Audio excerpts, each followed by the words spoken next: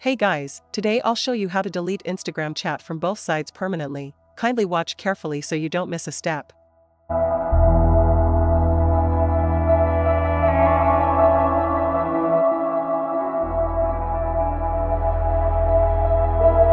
Now kindly press and hold the message you would like to delete.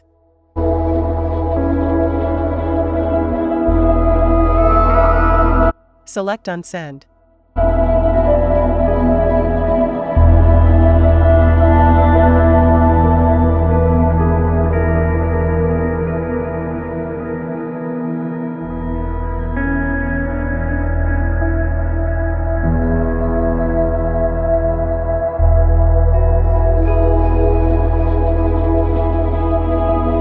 As you can see, the message was instantly deleted from both sides. If this was helpful, please leave a like and subscribe for more.